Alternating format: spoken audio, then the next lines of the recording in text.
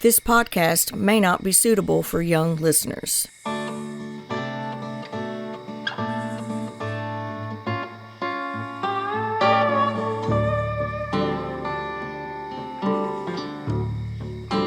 Steve Lilly, Journal Entry Number 8, Squatch Operators. Is Uncle James still alive?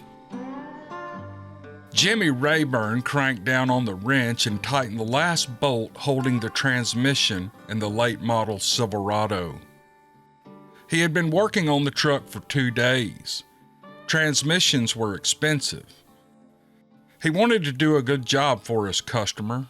The man who owned the truck was a friend.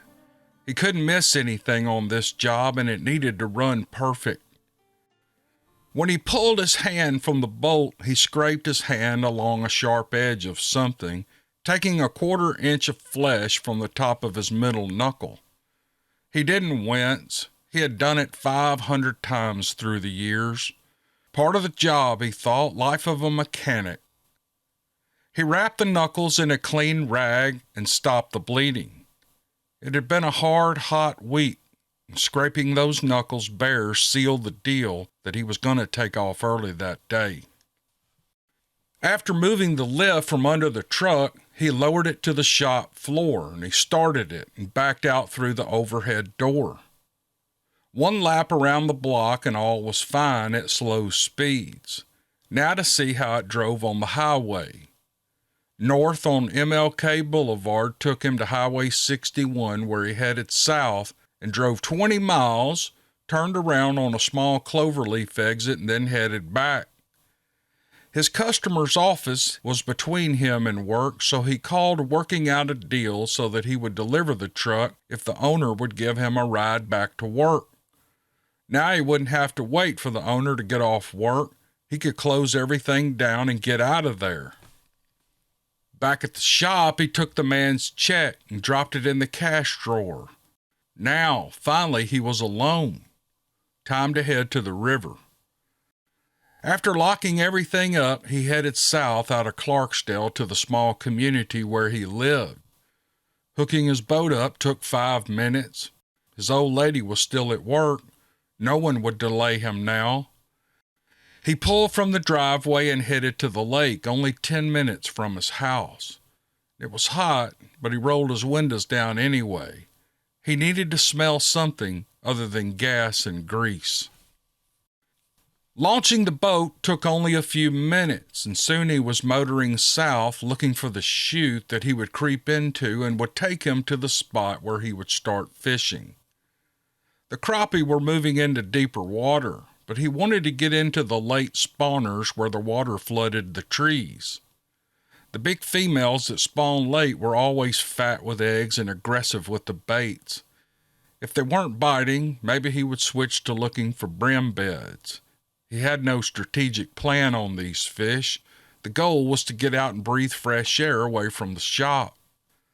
After cutting the motor, he moved to the front of the boat, flopped his trolling motor in the water, and began to ease into the trees. Swinging a jig next to a large oak, he was surprised when the fish took the bait to China. The first fish was a 2.5-pound female, he estimated. This was going to be the perfect afternoon. 2 hours later, he had his limit in the cooler. He had drifted and trolled a mile from where he started. The wind was drifting from the west, and he caught the scent of death for only a second. That's got to be a dead pig or a dog up in those woods, he thought. Oh well, time to head home. Maybe he would head back to Clarksdale and get a pizza for the family tonight. His wife would appreciate not having to cook after a long week. He called her and let her know his plans. She was agreeable and thought his plan was fantastic. There was that smell again. It was stronger now.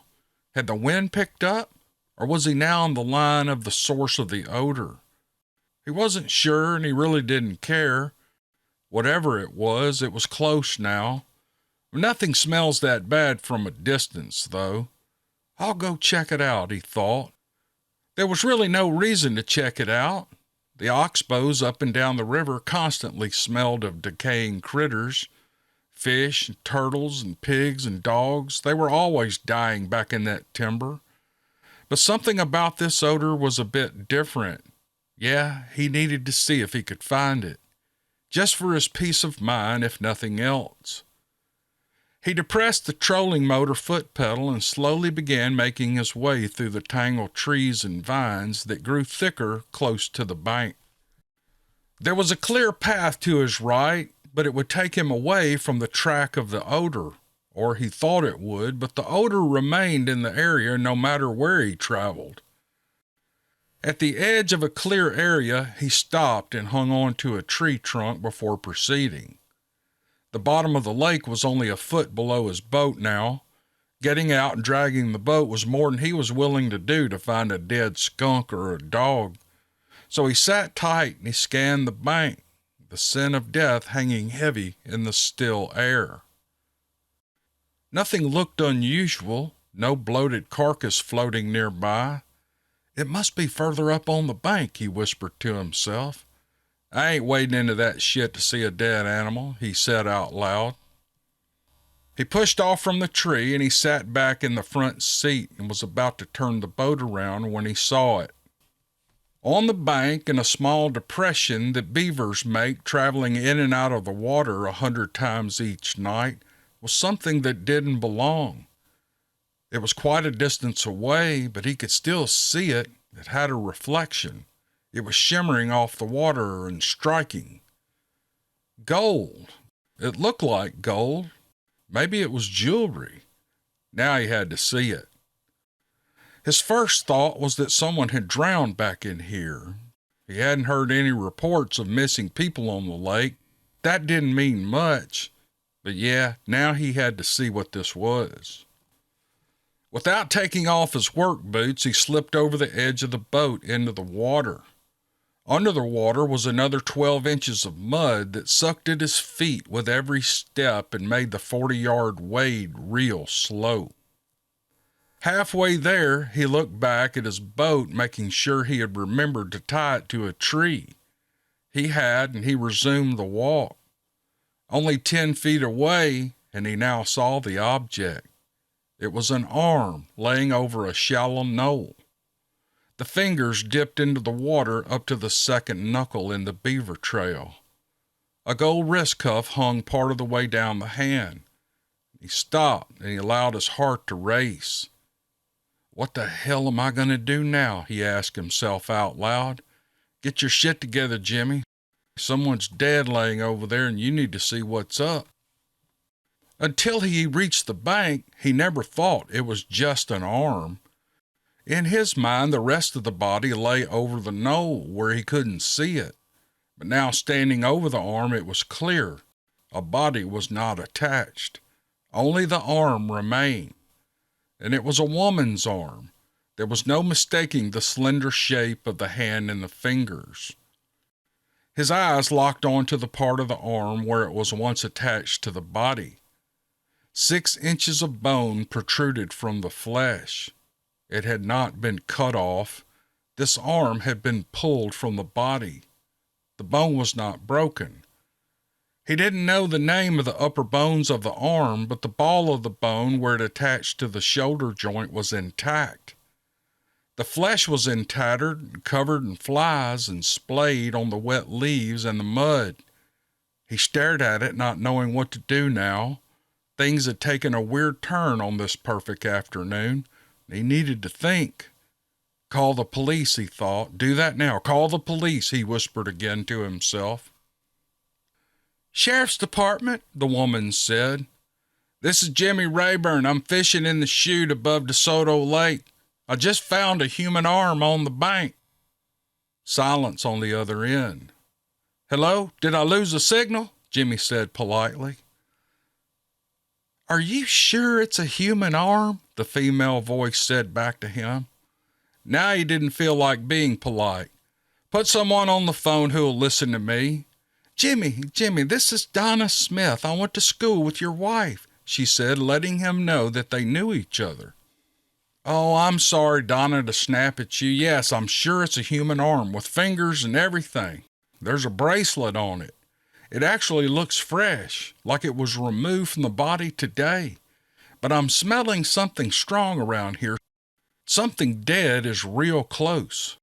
"Okay, hold on," she said. "Let me get the sheriff on the line. He's here today." He heard a recorded announcement while the line was on hold, something about the spring fair and where parking would be allowed. Well, that was better than elevator music, Jimmy thought. "Jimmy," a male voice broke in, "Donna says you found a human arm?" "That's right. I'm in the chute above DeSoto, standing on the bank. I'm looking at it right now. How soon can you get here?" "We can be there in 45 minutes. Stay there and do not touch anything. Will I be able to see you on the bank?" "No, I'm way up in the trees, but I'm on the west bank about halfway up the chute," Jimmy said. He was starting to feel better now that the law would be on the way.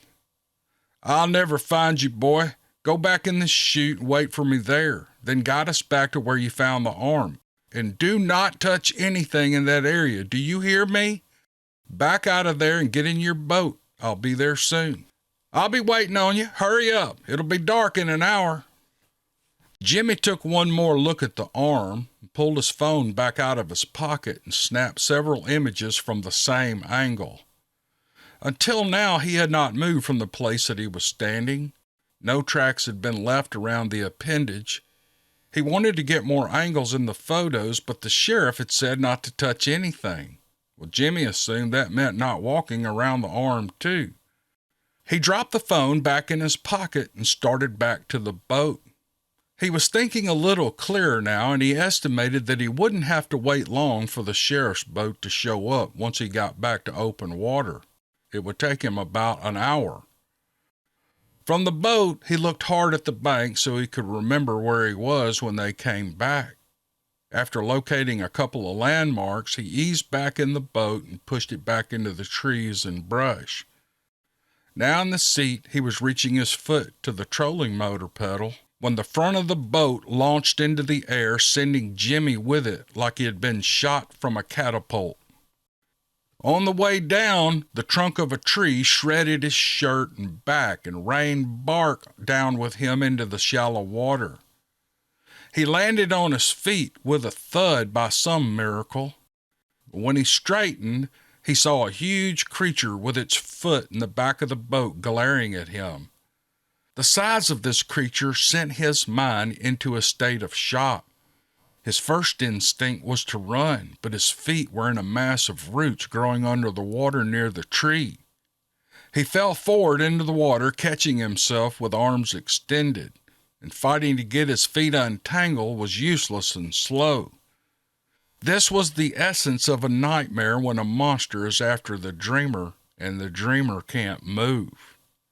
He kicked and pulled, and finally gaining his balance to run when the beast's hand wrenched around his neck. The blow was hard enough to make him lose consciousness. Jimmy woke, and he was being dragged by the leg through the water. The grip the creature had on his leg was painful. It felt like teeth digging into his flesh. Claws, Jimmy thought. Mud and black liquid raked over his face, entering his nose and mouth. He couldn't breathe. Using his stomach muscles, he simulated a sit-up, raising his head high enough to breathe and see the back of this massive ape dragging him towards the bank. Good Lord, this thing was huge. The creature stopped and released its grip on Jimmy's leg, and then bent over and picked up the arm. Jimmy knew where he was now. He had not been unconscious long. And thinking quickly, but knowing there was no escape, he dug into the wet pocket, forcing his hand deep enough into the jeans. Extracting his flip phone, he opened it and held it firmly in his hand. Jimmy was not surprised when the beast reached to grab his leg with its free hand again and began to walk out of the water, dragging him through the beaver trail and onto the bank. When he felt dry ground under him, he punched the last number he had dialed, and then he dropped the phone on top of the leaves. He could hear it ringing as the beast drug him away to who knows where. The last thought Jimmy Rayburn had before passing out again from sheer stress was the image of his own limbs being torn from his body. He vomited, blowing chunks of half-digested food and bile into the air and choking, and he passed out again. Early the next day, the day after we took down 6 Squatches in Coahoma County, Mississippi, 6 Squatches that had taken up residence under an old country church that sat on the Edgefield plantation, owned by Lewis Shank's family. That very next day, we were driving back to take out a Squatch we had missed. Lewis and I were all running on 3 hours of sleep, which wasn't the worst thing in the world for us, but Hook had not closed his eyes in 48 hours. When we returned the day before, Hook had responsibilities to the MC club that he could not shuck. Hook is not a happy boy without his sleep. He didn't say much. Hook was driving, and I left him alone. A big black mug of coffee sat in the cup holder, and he was putting that liquid away fast. Hook would be okay and ready to fight when we arrived. I had no doubt about that. It was still dark when we started the drive. A light fog made the street lights project an eerie glow down to the pavement. I wanted to get past the lights and into the darkness of the Delta. Lewis was quiet too. Rather than being tired, he was nervous and anxious about his family, namely his uncle, who he had learned only a few hours ago had been dragged off by a massive Squatch. It was the Squatch we had missed. I reached from the back seat once and squeezed his shoulder, trying to give him some comfort. Lewis responded by laying his massive hand on mine, acknowledging my concern. "We're going to get your uncle back, Lewis," I said, without much confidence in my voice. Lewis knew the man had more than likely been killed and eaten by the beast. In my mind, I wanted revenge. This Squatch was going to pay for this, and I wanted him to feel every bit of hate we were bringing to his world. We rode in silence for an hour. Halfway to the farm, I asked Lewis questions to try to get him thinking and to offer a small amount of relief from his worries. This whole event was going to be what it was going to be, and we all knew that. Had we seen this rogue Squatch in our images, or even known for sure that he was in the area, we would not have left without his head. That fact was accepted by everyone, including Edmund Shanks and his sister-in-law, Aunt Betsy. No one held this strange turn of events against us. Lewis blamed himself, though. The weight of guilt was heavy on that man. I could see it. He had been cautious of the whole enterprise to begin with. In our experience, we learned that Squatches could be vengeful. If you get in their territory and kill a few, the ones left seem to hold a grudge. Lewis knew this and waffled on the decision to take on the mission in the beginning. But there was no going back now. We had to get down there and do what we could do. "Tell me everything you remember about the conversation with your grandfather last night, Lewis. Did you get a sense of the size and demeanor of this creature?" I asked, hoping to get him talking. "I can't remember everything he said, Steve. Aunt Betsy was crying and worried. There was too much confusion. They just said for us to get back down there as fast as we could. They had gone back to clean up the mess the Squatches made around the church. They had not been there long when Aunt Betsy walked around the building only to see her husband being dragged off by a big Squatch. He was screaming for her to help him, but there was nothing she could do. I asked Papa how big she said that thing was, and he told me it was twice the size of the biggest one we killed yesterday. The big male we killed yesterday was a big boy, Lewis. About as big as any we've taken down," I said. "For this one to be that much bigger, I don't know. Maybe she just misjudged his size." Lewis was in deep thought and only responded with, "Yeah, that could be." Lewis didn't care how big this thing was. There was nothing that was going to keep him from going after it. I was talking to a man who was going to accomplish a mission, or he was going to die trying. Quit running your mouth and open that dumbass laptop up of yours, Steve, and get us some intel, Hook finally chimed in. I don't want to walk in blind on this thing. I know Lewis is on a death wish, but I want the odds in our favor. I'm pulling over for gas up here. Hook pulled the excursion into a gas station on Highway 61. The sun was throwing a blue hint on the eastern horizon. The scene was familiar. I've watched that sun come up this way hundreds of times while sitting in my boat at shooting time. Hook pumped gas and I sat in the back seat starting the computer, the screen lighting up the interior of the SUV. Looking through the menu and finding the button to click, I pulled up the satellite imagery. Only a red dot blinked in the center of the screen, letting me know something was wrong. Closing out of the program, I tried it again. Still a blank screen.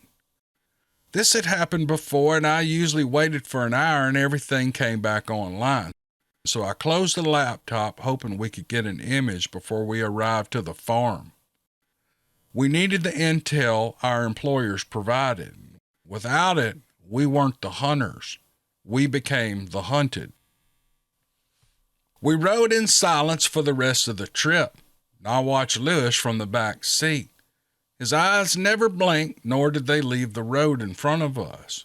We could not get there soon enough.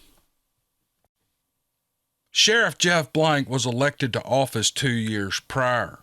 Murders were not uncommon for a small county like Coahoma, and he had worked 6 since he was sworn in. 4 had been drug-related crimes. One was a case of a husband beating his wife to death with a claw hammer. It had been a matter of time, and Sheriff Blank begged the woman to press charges against the man, or at the least leave him for her safety. She had family in the area who would help her until she got on her feet, and she said she would each time, only to fall into the persuasion of her husband to stay. He would change this time, he said over and over, but he never changed, and she paid for it with her life. The last homicide was a hit-and-run incident in the middle of town. All suspects who had made it to trial were convicted. 2 of the cases were scheduled for trial in the coming weeks. Now he had another murder to investigate. During his term, a murder was committed every 2 to 3 months, and this one was right on schedule. Jeff Blank, or JB as most people called him, and 2 deputies stepped over into the Mississippi Game and Fish Department's boat. The driver, the local game warden assigned to the area, Remy Smith, pitched them all life vests and then motored into the deeper water. Remy knew these waters well, and from the description Blank had given him, he knew right where to go. He headed due west to make the 1-mile run to the opening of the chute. There he hung a hard right, throwing a large wake from the left side of the boat. The weather had cooled and it was getting dark, and a storm was approaching from the west. A front was forecast to move across the river that would dump an inch of rain onto the area, move on, and then lower the late-May temperatures by 10 degrees. Smith approached the area he determined was the approximate location Jimmy Rayburn would be waiting. He expected Rayburn to signal them with lights if he was back in the trees, but there was no sign of Rayburn's boat anywhere. After making 3 slow runs up and down the chute, Smith turned to Blank and said, "I guess he's still up in there on the bank. We'll have to get in there and find him." Blank, with a disgusted look on his face, said, "I told that boy to get out here so we could find him. Where do you want to go in?" "You told me he said he was halfway down the chute." "Well, we're about there now." "Any place is as good as any," said Smith as he headed for the trees. It took him 10 minutes to work through the brush and the small saplings that grew closer to the bank, but they finally broke into open water. It was shallow. No trash impeded their movement. "This is as far as I can get to the bank in this boat. We're in less than a foot of water. If you're going to search the area, you'll have to wade," said Smith. The sun had set enough that they needed light now. Smith switched on the powerful LED light bars rigged to the boat. Then he cut the 50-horsepower outboard and they drifted. After scanning the bank and not seeing anything, the sheriff asked them all to be real quiet. There was a sound ahead of them. It was a man-made object that could be heard faintly. "You guys hear that?" Blank asked. "I hear it. It's a boat bumping against a tree or something," responded the deputy. Smith trimmed the boater out of the mud and started it, then began slowly moving forward. That's when the odor hit them like a brick in the face. One of the deputies spoke up. "That smells like a corpse." "Yes, it does. That's not an animal. It's human. I smelled that odor in Afghanistan several times. You can't mistake it," said Remy Smith, now raising his head above the others to see better. Sheriff Blank shined a spotlight into the woods they had just come through, and he saw a reflection of a metal object. It was in the trees being blown by the wind that was now picking up. When they got to the boat, Smith radioed the registration numbers into his office and confirmed that the boat was registered in the name of James Rayburn of Bobo, Mississippi. "That's Jimmy's boat. Now we got to find Jimmy," Smith reported to the men. Blank spoke up. "Let's assume the boat is in the general area where Jimmy made the call an hour ago. If it is, we're in line with things that he found on the bank. There's no current here, so Remy, take us straight in and get us as close to the bank as you can. We'll wade the rest of the way." Smith stopped when he couldn't push the boat any further with the outboard.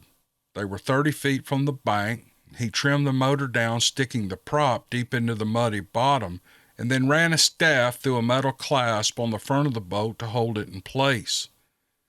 They all waded to the bank and split up, searching for anything that would give them a clue as to where Jimmy Rayburn had gone. Deep inside, they all prayed that he had not had an accident in the water and had drowned, but no one said anything about that. Sheriff Blank was furthest up the bank than anyone. The others had moved on to the interior of the island, searching for anything that would put them on the trail of Rayburn. Ahead, Blank saw a small rise in the bank with vegetation growing from it. To avoid sinking in the sticky gumbo mud, he eased 10 feet away from the water to more solid ground, scanning with his light. The others were out of sight by now, but he could see the faint glow of their lights in the distance. The small walkie-talkie they all carried chirped on his hip. "JB, that rotten odor gets worse the farther we move away from the water. Whatever it is, we're close to it."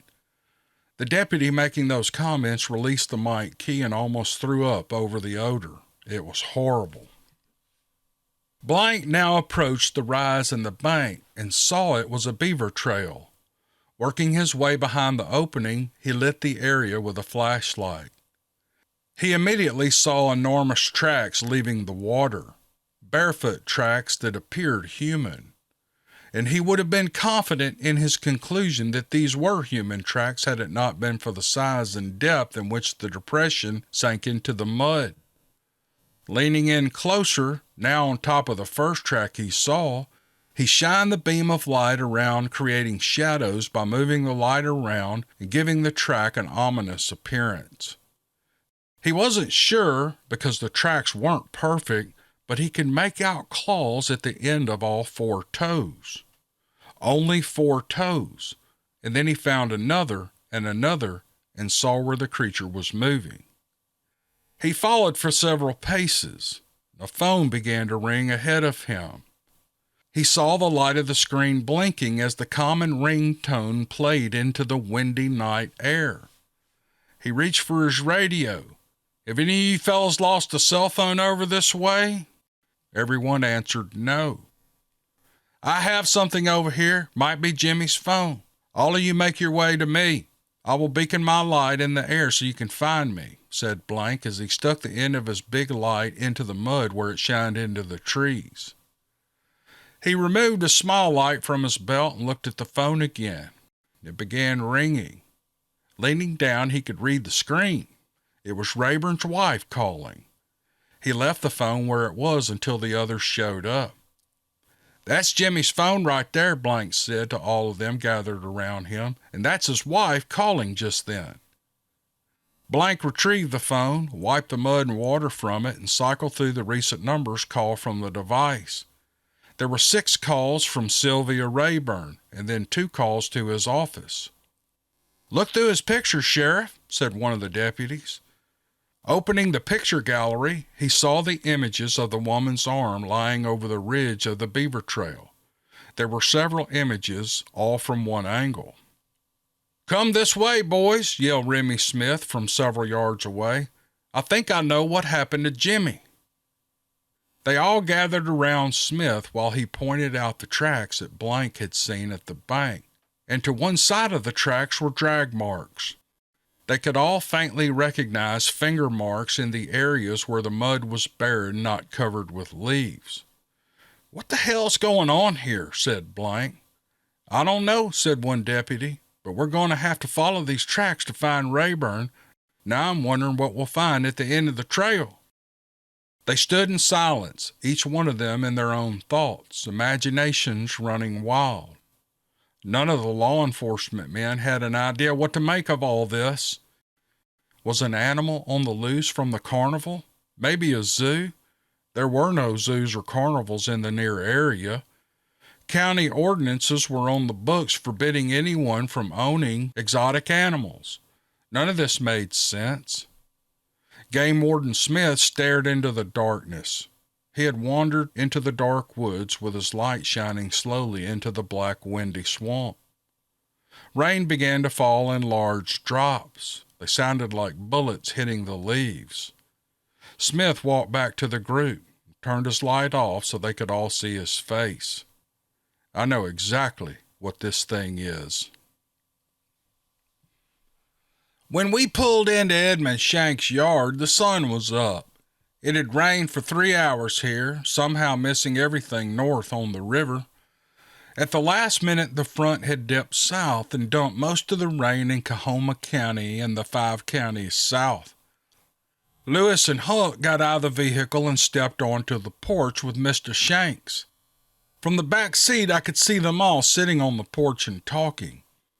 I now had the laptop with the satellite image now working correctly.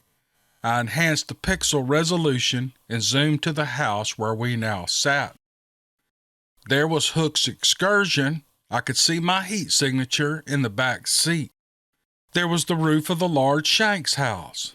3 heat signatures on the porch and 3 inside the house, all apparently moving around the kitchen. I was now satisfied that we would not be at a disadvantage on this mission. We would have the edge.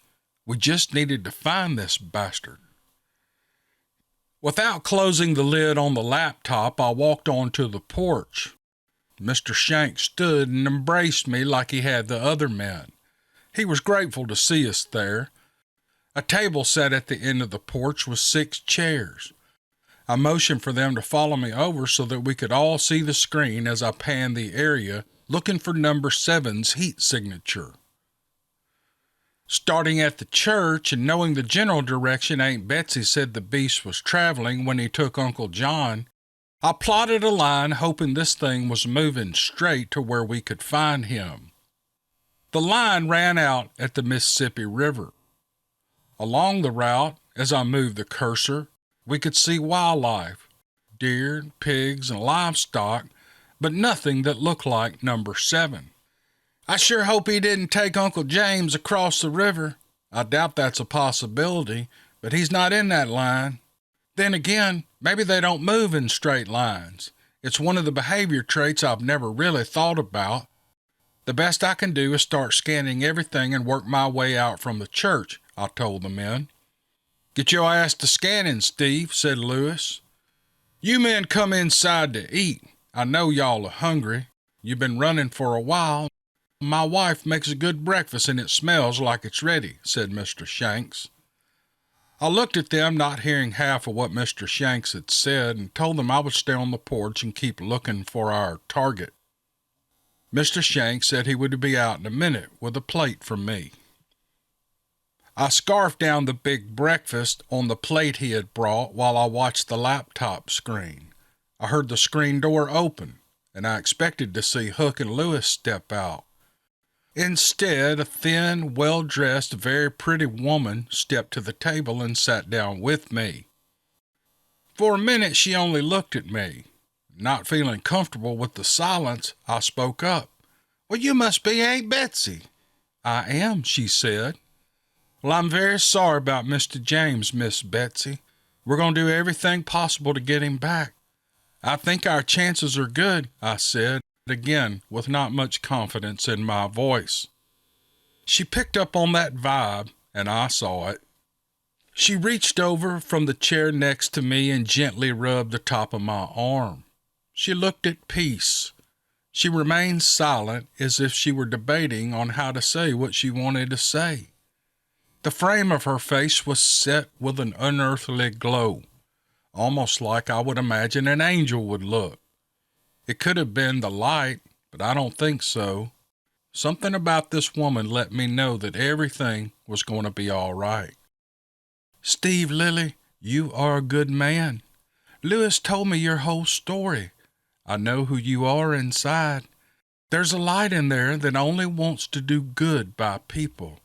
Oh, you might be rough around the edges, but this world needs rough men to do good, to protect the weak.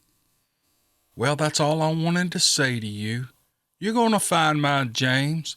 I've seen it in a vision. James is alive. He's not very comfortable right now, but he is alive.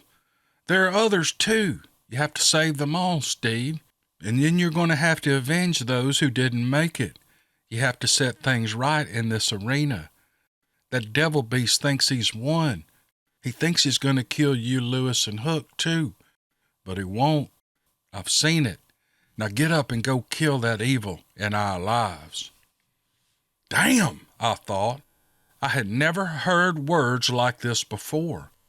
What's worse, I didn't know if this woman was crazy or in shock from the events of the last 2 days. In the end, something way deep down was whispering to me that she was for real. I have to admit, I was nervous about this one, but after her words, I was ready to go to war. She stood and leaned over and she kissed my cheek, and then she slowly walked into the house. My mother had never shown so much love and confidence in me, and I would never forget that moment with Aunt Betsy. My phone began to buzz in my front shirt pocket, and the buzzing jolted me from a tranquil moment with Miss Betsy. I opened the phone and didn't get a word out when I heard, "Mr. Lilly, this is the operations base. Please hold for Agent Blue." A male voice broke in. "Must be Agent Blue." I rolled my eyes. "Steve, are you in Coahoma County?" "How did you get that name, Agent Blue?" I asked. "Oh, that's a bunch of horse shit we pull on the receptionist. We don't go by code names. We're only messing with her and she falls for it every time." "Okay, good. What's up then?" I asked. "Again, are you in Coahoma County at the Edgefield place?" "Why, yes, we are. What do you need, Agent Blue?" "Are you down there looking for another target?" "Oh, let's cut through the bullshit. We know you're there and after a big one. I want to share some intel with you before you head out. Now listen up. This one is dangerous." "Well, hell, they're all dangerous," I said. "Right," he said, "but this one is an anomaly. We don't think he's of the same clans that roam that area. We've watched the clan you took out yesterday. Good job, by the way. We watched in real time here. Great strategy you had on that one." "Well, I do whatever it takes," I said. "Right. Well, this one is faster and appears to be stronger and more aggressive than anything we've seen. We're not sure what to make of him. The thing is, we've missed him in our searches. No reports have come in to alert us to this thing.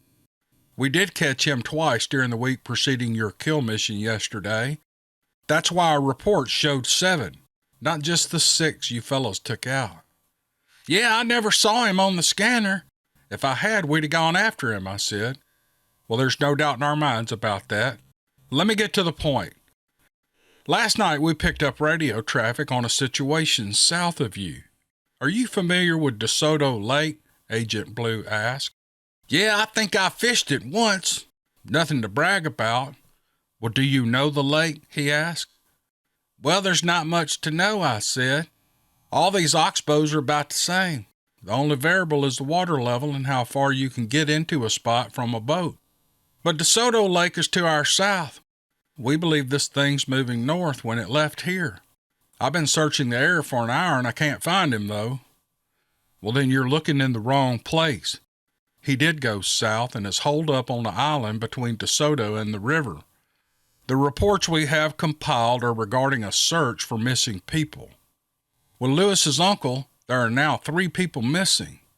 We believe the Squatch, if that's what this thing is responsible for all of them.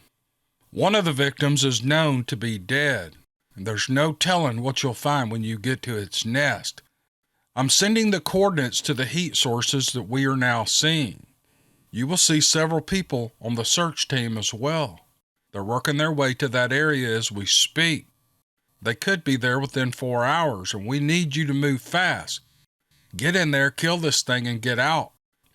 Hopefully, if you can do it quietly, no one will know what happened. Quietly? Are you shitting me? You do know what we use to kill these things, right? I said, surprised as hell he would even mention being quiet. Find the coordinates on your laptop now while we have you on the phone, he said. On the laptop, a series of numbers appeared at the top of the screen. I clicked the numbers with the mouse and the image moved south and then zoomed in on the nest. There I saw 2 heat signatures. There was no way to know who they were. Could have been Uncle James. I tried to zoom in tight, but the detail was not there to make out anything more than human bodies that still had beating hearts. I then zoomed the frame out. On the bank were 6 boats surrounded by people. A few hundred yards from the boats was a line of men and women walking. They were doing a grid search, and I felt lucky they were actually heading towards the south end of the island. Judging from the length of the line, this search grid would have to make several walks just to cover the south part of the island. The Squatch's nest was on the north end, so we had time, but we needed to move now. I get the picture, Agent Blue, I said. Cut the Agent Blue shit, Steve, said the voice. I didn't give you that name, you did. Live with it. Okay, whatever, he said. Look, we need the whole carcass on this one, not just the head. Get it to the river, and we'll have someone there to pick it up.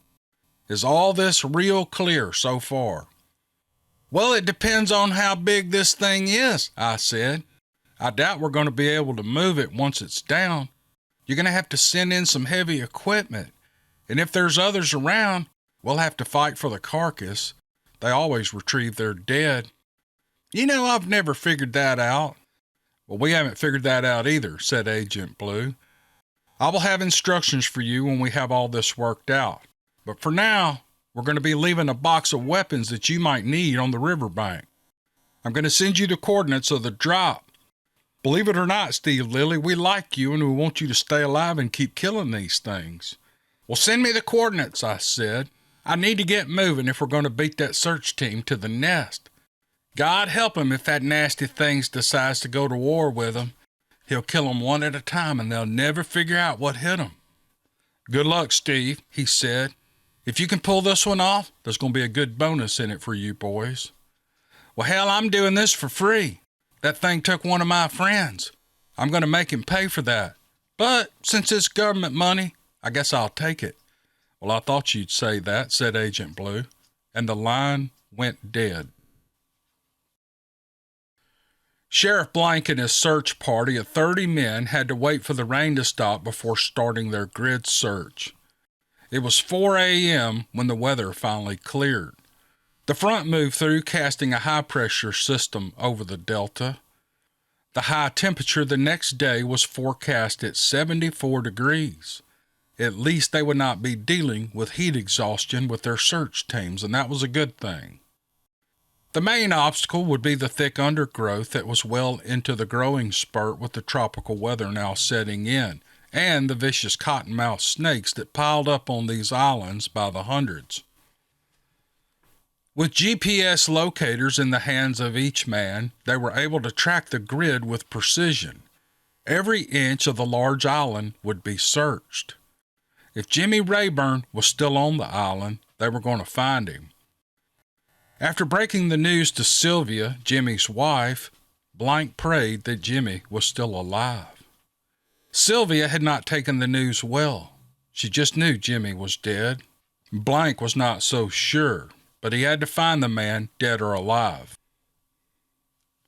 Sheriff Blank sat under a canopy that was set up and acted as a base of operations. He had a small array of communication equipment and a laptop on the table in front of him. He watched as the GPS devices moved in sync with each other, leaving a perfect line in the path of each searcher. Remy Smith sat down beside him. "How's the search going, JB?" Remy asked. "Well, it's slow but sure," said Blank. "I expect to hear the radio crack any minute. But we still have 2/3 of the island to search, and I doubt we get it all done today. Hopefully they'll find Jimmy in the next few minutes and we can all go home. We can keep a smaller group here to follow up on the arm that Jimmy called us about." "That sounds like a plan," Remy said. "I'm hearing from my guys that they're determined to find him." Mississippi Game and Fish had 10 men in the search party. 2 were wardens from adjacent districts, and the other 8 were volunteers from the Jackson office who loved the idea of getting outdoors for a day or two. Things had finally calmed down, and the frenzy of organizing the search was over. Blank now had time to talk. "Remy, you said last night that you know what this thing is. Tell me what you know." Remy looked at his feet in deep thought. Then he spoke. "It's a Bigfoot, but it's different than an average Bigfoot. Now, before you start calling me crazy, Sheriff, I need you to listen to me real close. I realize most people think the idea of Bigfoot is a joke, but it isn't. They really do exist. They have, however, adapted to the encroachment on their habitat by developing ways to remain very well hidden. I talk to sportsmen every day on the job. They see these things, and a lot of these guys may have hunted all their lives. But after they encounter one of these things, they hang it up forever. I hear this a lot. I've seen evidence of them many times while on the job. The best evidence you'll ever see are tracks. I have a folder with no less than 20 images of tracks that I have found myself. But what I want you to know is that the tracks that you found last night, those tracks right over there, those are twice the size of any tracks I've ever seen. There also appear to be claws at the end of the toes. Add to that, most Bigfoot tracks show 5 toes. This one only has 4 on each foot. The 4-toe thing is not an anomaly. This thing was born that way. And last, they normally don't take people. There are times when they will, but when they do, the abducted raises so much hell that it freaks them out, and they'll let them go, giving the victim the opportunity to get away. That's not always the case, but generally speaking, that is a conclusion that I've made. So you ask, and there it is. I know it's not the explanation you're looking for, but I can tell you with 100% certainty a Bigfoot took Jimmy Rayburn. Sheriff Blank stared into Remy's eyes. Remy thought for a minute Blank was about to knock him out, but he didn't. His only reply was, "Smith, you're so full of shit your eyes are brown." And Blank went back to his radio and asked for a report from the team leaders. Remy walked to his boat to do the same. He shook his head as he walked, knowing Blank had seen the tracks, but still could not accept the fact that monsters really do exist in these woods. They were all about to find out this was all true, and they were going to find out the hard way. After hanging up with Agent Blue, I walked into the house. Lewis, Mr. Shanks, and Hook sat at the table drinking coffee. I said hello to Miss Shanks, who I had not met until this very minute. She was a short, slender woman, dressed as well as Aunt Betsy and just as pretty. Age had been kind to these women in the Delta, or Maybe the Edgefield line of men knew how to attract pretty women. Mrs. Shanks walked over and hugged me while thanking me for coming back to try to resolve this situation. And then she sat at the table with her husband. Boys, we got some good intel. Mr. Shanks, I'm going to need your boat. We're going downriver to kill us a monster. Come on, guys, let's go. Edmund spoke up. Steve, you've been in my boat. It'll be fine on the river, but with you three boys in it, you'll be swimming after you cross the first suck hole. The Mississippi River is a powerful source. Anyone who has traveled the river in a small recreational boat gives her all the respect she's due. A suck hole is a whirlpool of sorts that forms in random places along the river in more powerful sections of the waterway. It's caused by the vicious current. Canoes, kayaks, and small boats are sometimes taken from the surface to the sandy bottom in seconds if the holes are not avoided. And Mr. Shanks was right. His 14-foot boat was too small for 1,000 pounds of dumbass sitting on the deck, and it would take a while to get down to the Soda Lake with a 25-horse engine, if it even stayed on top of the water. Edmund Shanks walked out the door yelling back at us through the screen door. I'll be back in 10 minutes, boys. He's going to get his brother-in-law's boat, said Lewis. He has a big boat and it'll scoot us down there pretty quick. In the interim, I filled 2 glasses of water and drank every drop. I wanted to hydrate before the hunt began.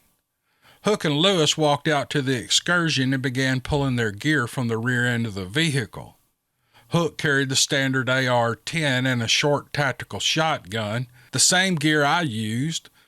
Lewis pulled out his M249 saw and slammed a drum magazine underneath. I don't know how many bullets that thing held, but I think it's a few.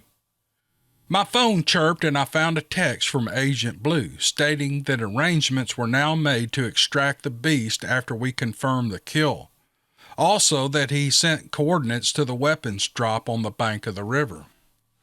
Hey guys, we're picking up some more weapons when we get there, I told him. What are you talking about, Steve? Don't worry about it. You'll see when we get there. Mr. Shanks pulled into the yard towing an 18-foot boat with a 70-horsepower Yamaha outboard. I told you he had a good boat, said Lewis. Maybe we can fish our way back, I said, grinning at Lewis. Lewis didn't respond. I was losing sight of the goal. You know, I get that way sometimes. In all the confusion of the last 2 days, I needed to remember that this was a rescue mission. I started to put on my game face. Lewis and Hook were way ahead of me on that. Edmund drove us to the ramp he had built on his property into the river. The 3 of us climbed in and Mr. Shanks backed us in the water, and we were moving south at 35 miles per hour down the largest river in North America. It would take us 40 minutes to reach the coordinates sent by Agent Blue. We reached the mark on the GPS where the package should have been, but there was nothing on the sandbar. Maybe they stuck it up in the trees, said Hook. Put me out on the bank, I said. I ran the 40 yards to the trees and looked around. In front of me was a wooden box, but it was not intact, making me think it was junk that had washed up on the bank when the river was up. On closer inspection, I realized it was our box. It had been crushed and the items inside had been removed. A few yards ahead, I saw pieces of wood that had apparently fallen to the ground as the thief made his exit. Before moving ahead, I looked around the open woods to make sure this wasn't a trap. The demon squatch was that smart, I figured. Nothing moved, so I proceeded ahead. Pieces of the box lay on the ground, contrasting with the dark silt and dead moss. The trail was easy to follow. The pieces of the box ended, and there were only trees in front of me, so I turned back to walk the short distance to the sandbar. Something caught my attention on the ground. Nothing in the woods has smooth edges and shines. I picked the object up and I examined it, and I was holding a frag grenade in my hand. A few feet ahead laid another canister that looked a bit different. It was a smoke grenade, and they both went in my pocket. I climbed in the boat. We only had a few hundred yards to go to reach the shortest distance between the bank and the nest, and on the way I explained to the guys what I had found. I doubted we could use either. I made a quick call to Agent Blue to tell him this fucking monster had grabbed our stuff. He didn't believe me. That was plain to hear in his voice, but by the end of the conversation and after he told me what was in the box, I think he knew I was telling the truth. "What did he say, Steve?" asked Hook. "He said they sent 2 claymore mines, 6 frag grenades, and 2 smoke grenades." "What the hell is a claymore?" I asked. I had never been interested in military things. Over the years I'd heard the term claymore, but I never inquired into the details. "It makes me nervous knowing that fucker out there has these things against us now," I said. Well, Hook laughed. "He doesn't know what to do with that stuff, but if he does, we're all screwed, brother."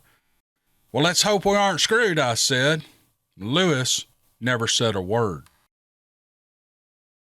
Remy Smith made a phone call to a friend while he waited.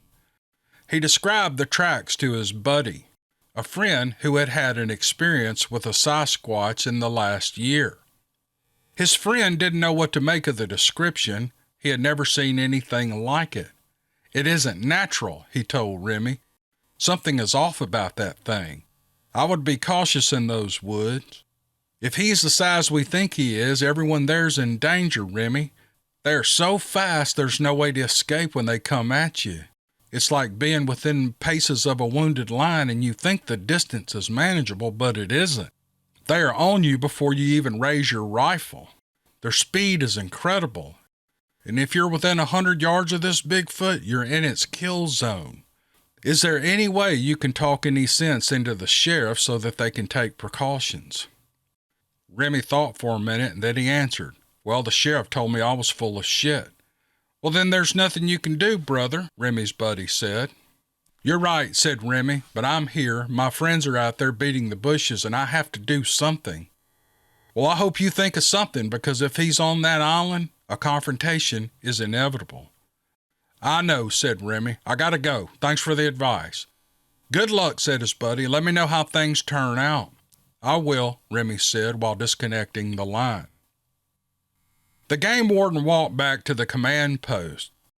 Blank was alone again while his subordinates walked back and forth from the boat bringing coolers of water and sandwiches for the searchers who were now slowly making their way back to camp to take a break. Remy wanted to try one more time to ask the sheriff to warn the folks in the field of the danger. He made his case one more time. "Do I look like an idiot to you, Smith? You want me to stand up in front of 30 law enforcement personnel and tell them to watch out for a Bigfoot? You've lost your mind, boy."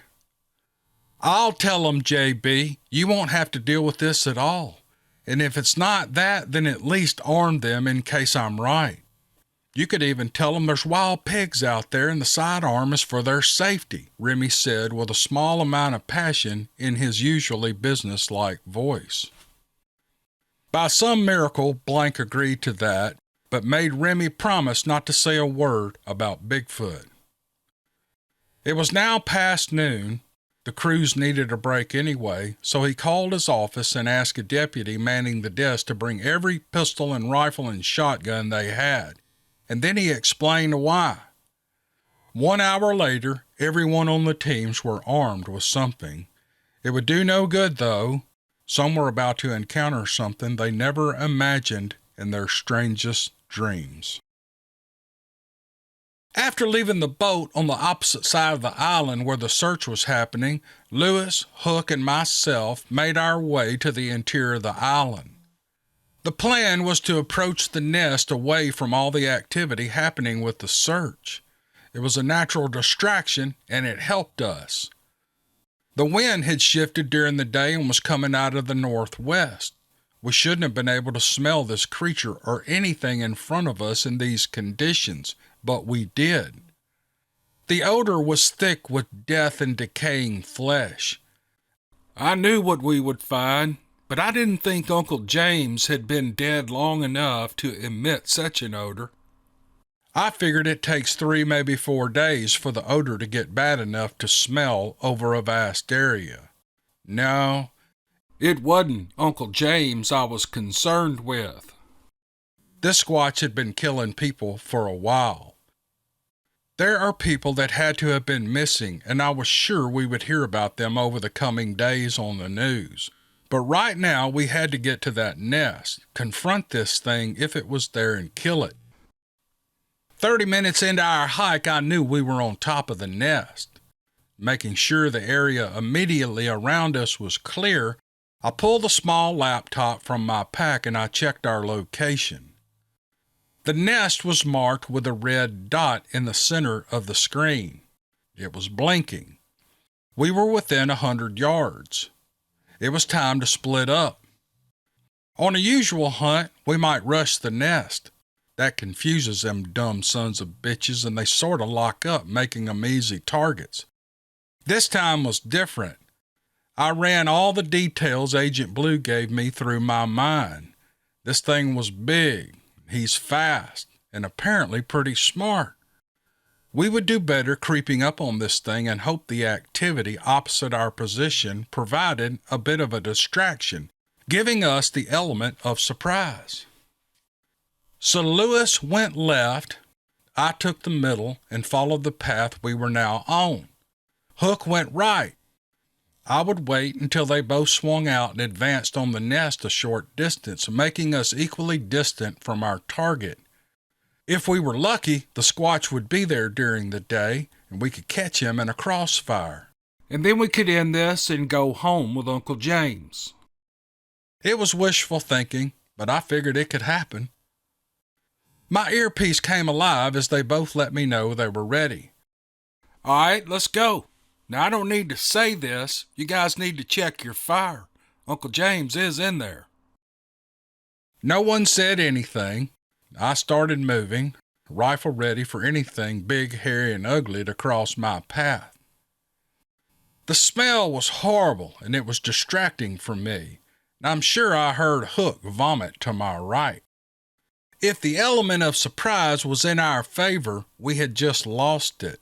If the demon squatch was there, Hook was already located, and he was on high alert. The nest was now in my view. It was the usual, albeit larger than most, nest we see when we find a nest. These creatures work hard on their structures. The male builds them. I think it is to attract females. I mean, what woman doesn't want to live in a nice pad like this? I could see human clothing was scattered all over the ground. There was a lot of it. That had me concerned. I needed to see this whole thing clearly. There were shots to my right. Boom, boom, boom, boom. 4 in a row. Hook, talk to me. That thing is here, he yelled. It's just punched a hole in my thigh. Heads up, he's creeping.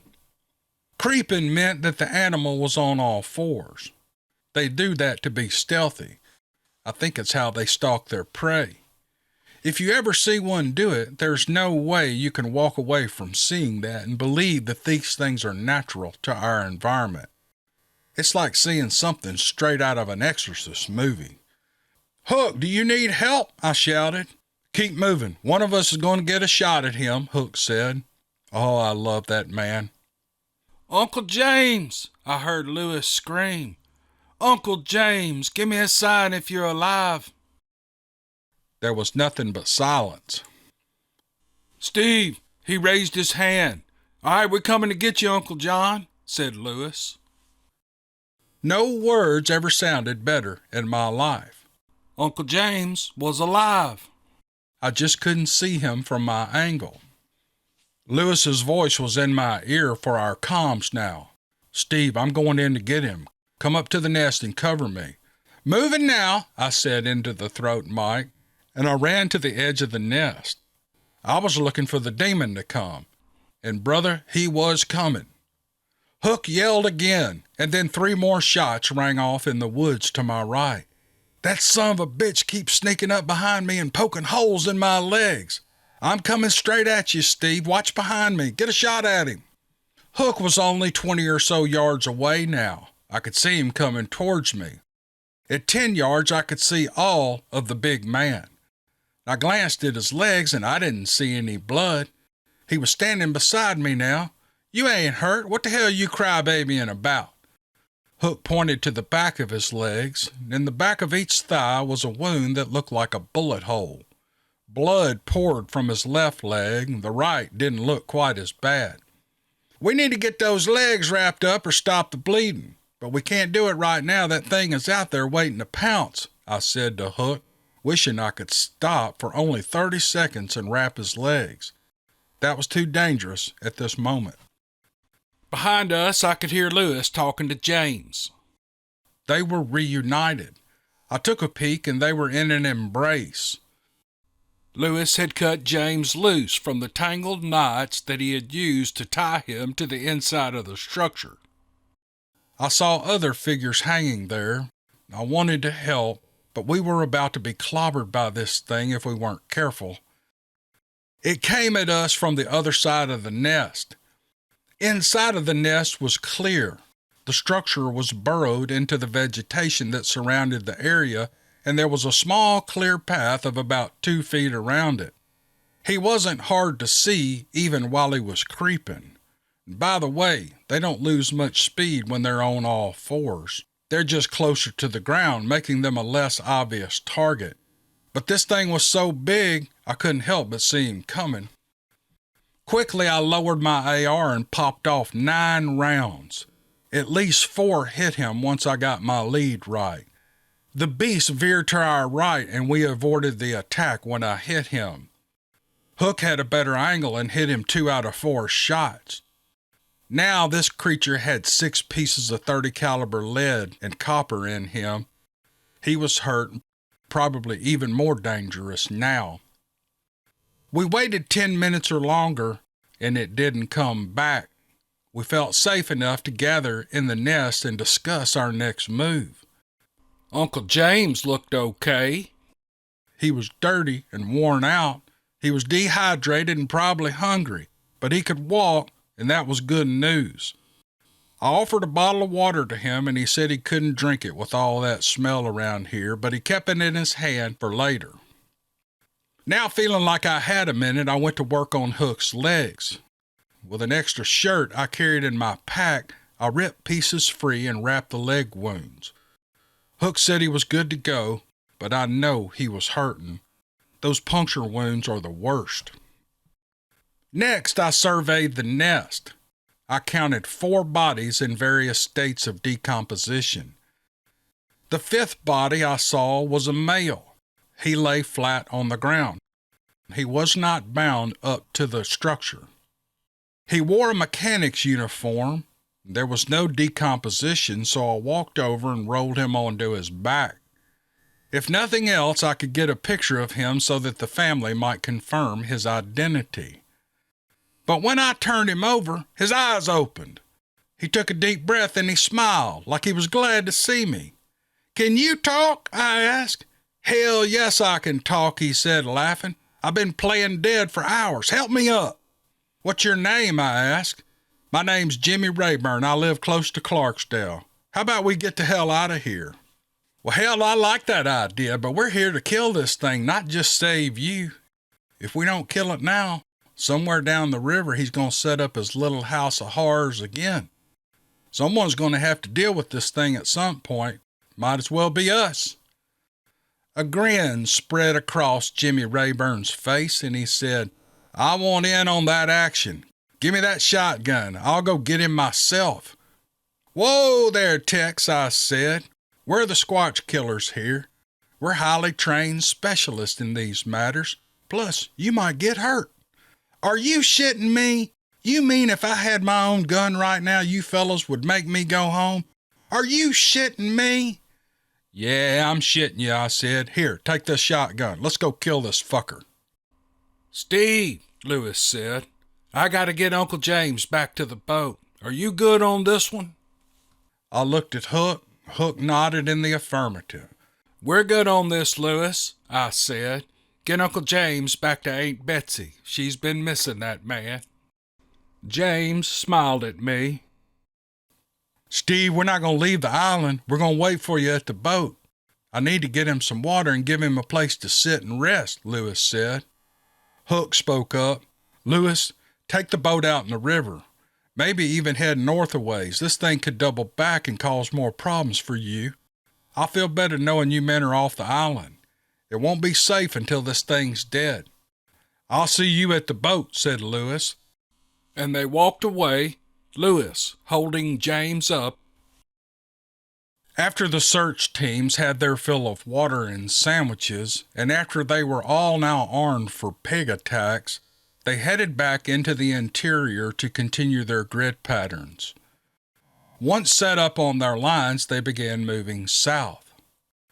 Remy Smith, not feeling right about his friends being out there without him and knowing the danger they may face, went with the group from Jackson.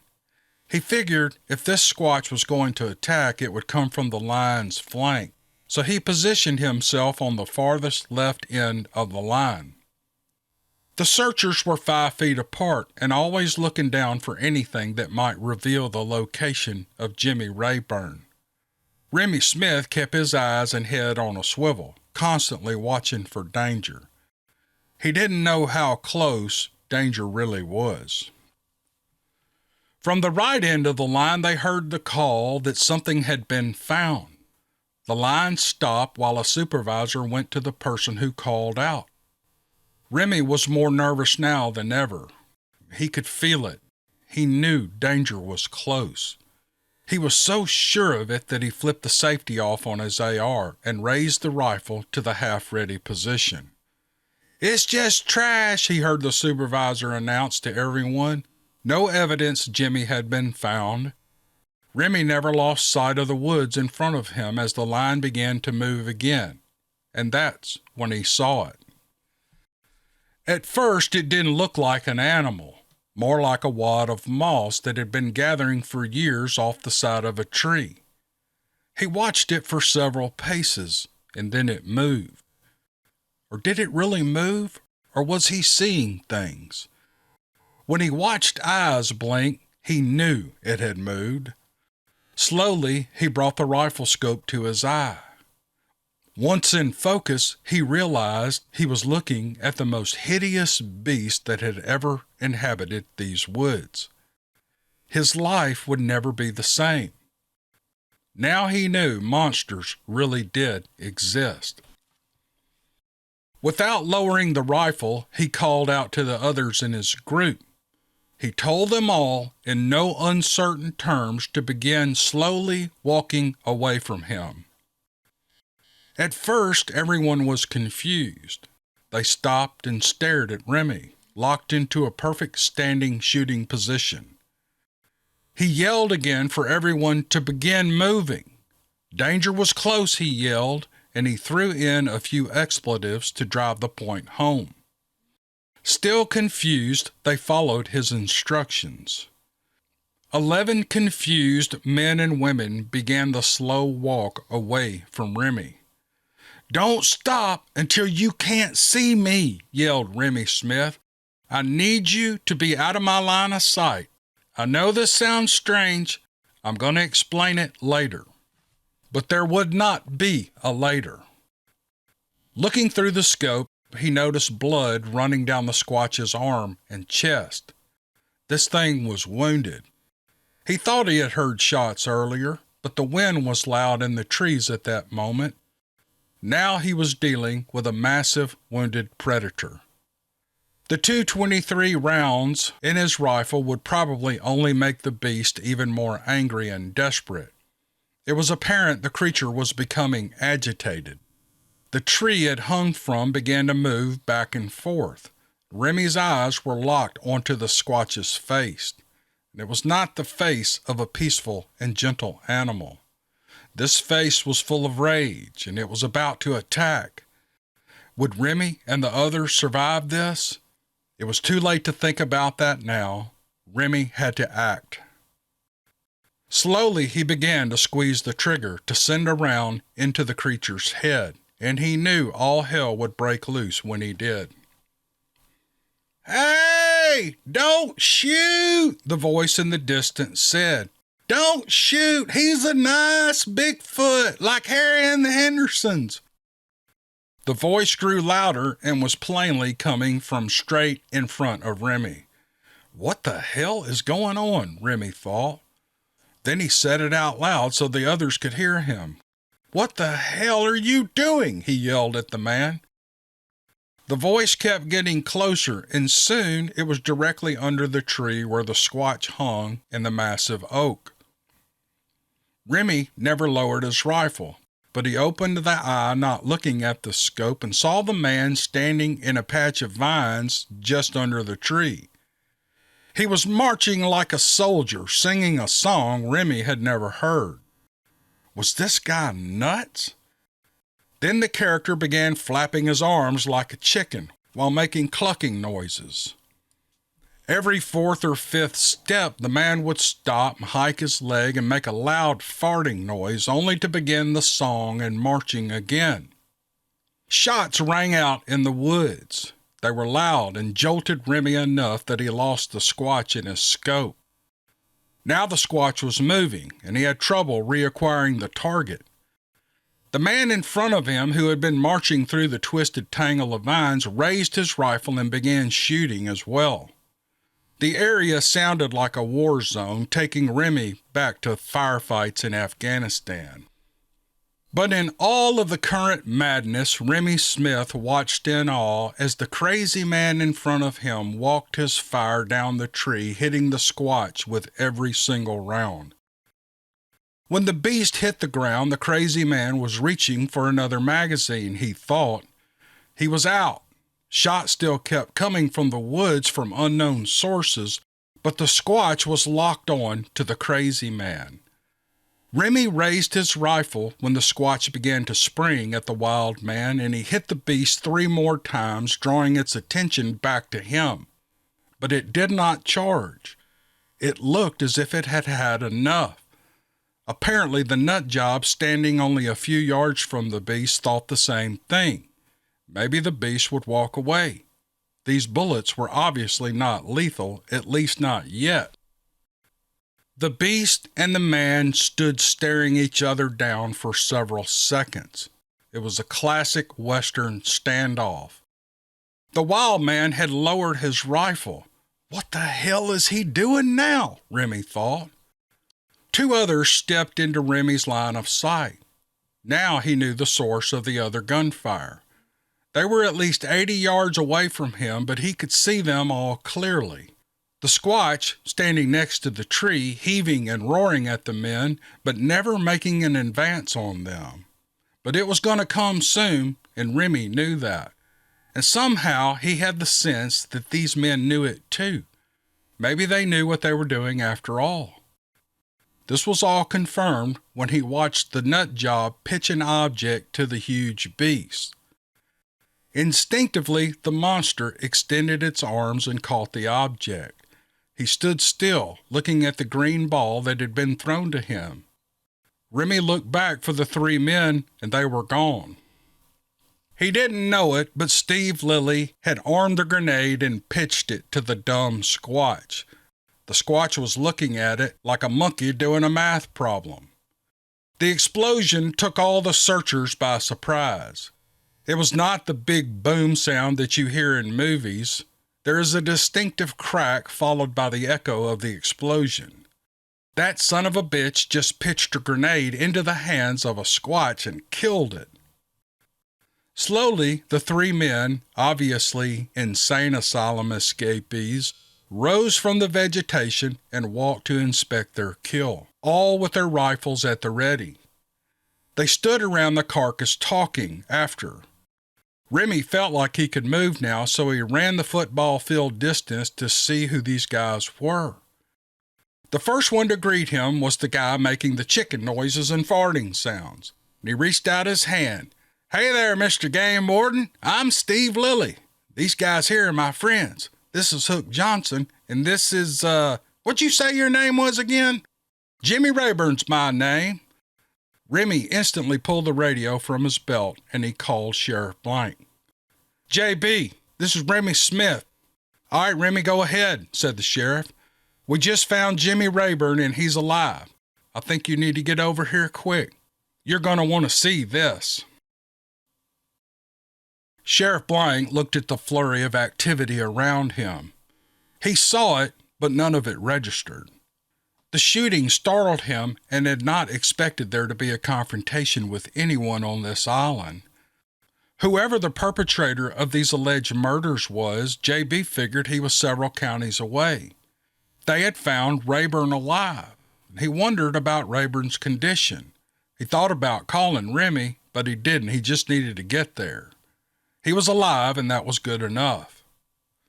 Blank called to two of his deputies to ride with him in the Polaris four-seater to the location about a mile away. They arrived at the scene 10 minutes later. Standing around the largest oak in view were the 10-member search team plus Remy Smith, and two men he did not recognize, and Jimmy Rayburn. Rayburn stood erect, smoking a cigarette while leaning against a smaller sapling near the tree. Blank reached in his pocket and retrieved Rayburn's cell phone and launched it through the air at Rayburn. Jimmy caught the phone. "Call your wife now. She's worried sick about you," said Blank. Jimmy walked off in the woods, opened the phone, and called his wife. Now standing at the base of the tree, he saw the beast with its back against a massive trunk and slightly slumped to its left. The creature was as wide as the tree trunk, and Blank stared at the animal in disbelief. Its right arm lay across its belly, its left arm was gone above the elbow. Its huge head was laid with the chin resting on the chest.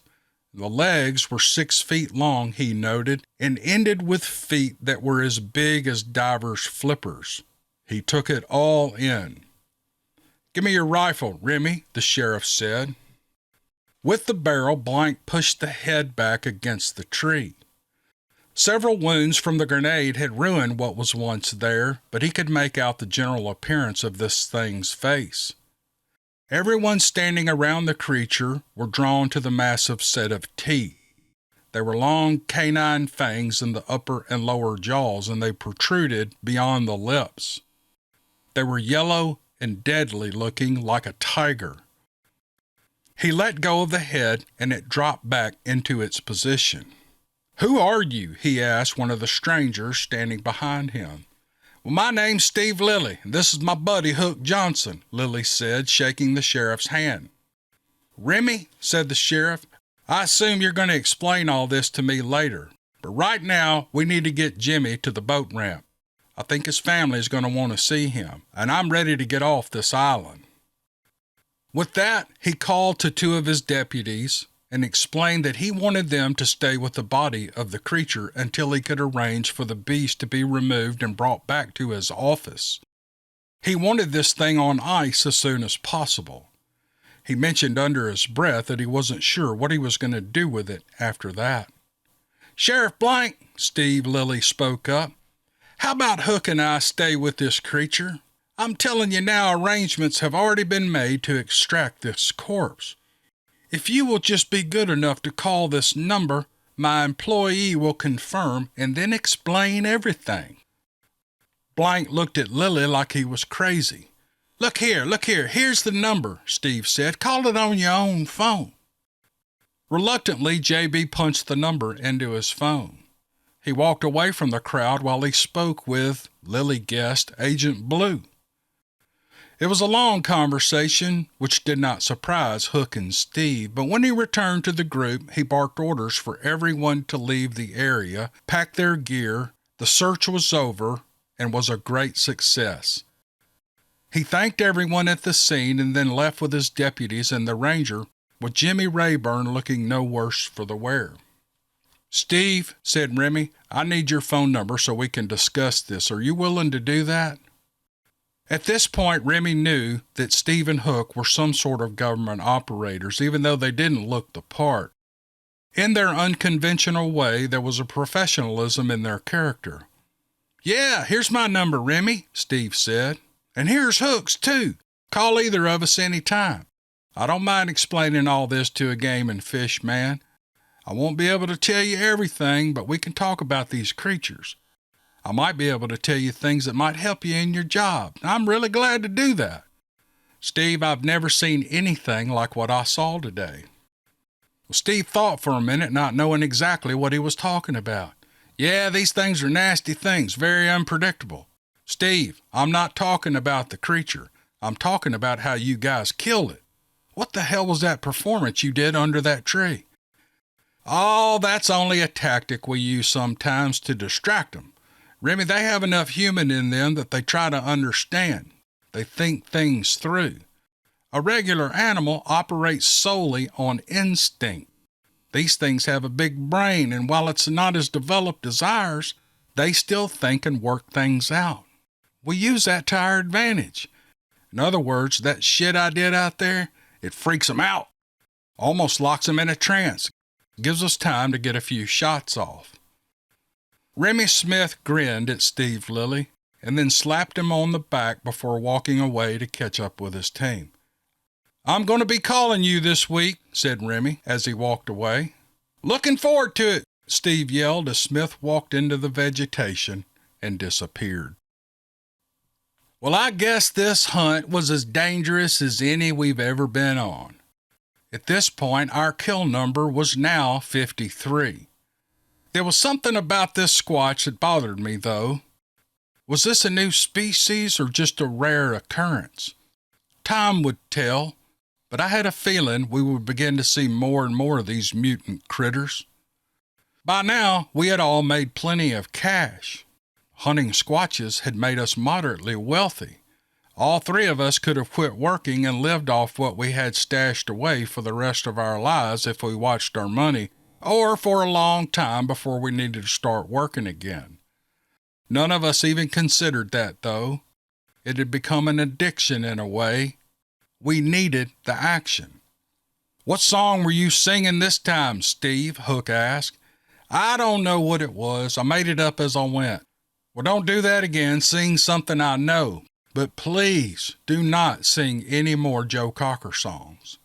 Well, we both laughed, and I opened my phone and I told the office we were ready for whatever they had planned to extract this creature and that he was way too heavy to move by hand. I was told a helicopter would be over our location within the hour.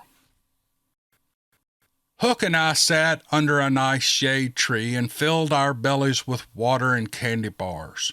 It was getting hot, and I lit a cigarette and flipped open my phone and sent the location of the nest to Remy Smith. In the text, I told him there were bodies there and that he should wait until tomorrow to find the location. There was no one there that could be saved. He understood why and immediately sent me a thumbs up. 45 minutes later, I popped the smoke grenade I'd found back at the sandbar. 2 operators rappelled from the chopper. They rigged the big-ass beast with a net, the hook was lowered, and we watched that thing hoisted into the air with the operators attached. And then everything was quiet. "Those guys are all business, aren't they?" said Hook. "They didn't even acknowledge we were here." "Kind of pissed me off," I said. "Let's go see if Lewis is still at the sandbar." We reached the sandbar, and finally in the sun, we saw Lewis sitting in the front of the boat alone. He grinned when he saw us. He had already taken Uncle James back to the boat ramp, and the family picked him up. North we traveled to Mr. Shank's ramp, and there he stood with Uncle James and Aunt Betsy. They hugged us when we got to the bank, and they thanked us. Hook dropped Lewis and I off at the trailer park, and Lewis pulled a heavy bag from the rear end of the excursion along with his other gear. He needed help carrying it inside. "What the hell is in this bag?" I asked Lewis. He unzipped it, and I saw 2 claymores and more grenades rolling around in the bottom. While I waited for you boys, I walked around and found where the Sasquatch had scattered this stuff. Figured it might come in handy later. "Damn good thinking, Lewis," I said. The day was over. I walked into the trailer and I was greeted by Lilly. After letting her out to do her business, I walked into the bedroom and I collapsed on the bed without removing my clothes, and I immediately went to sleep. I had to be at work the next morning at 6 a.m.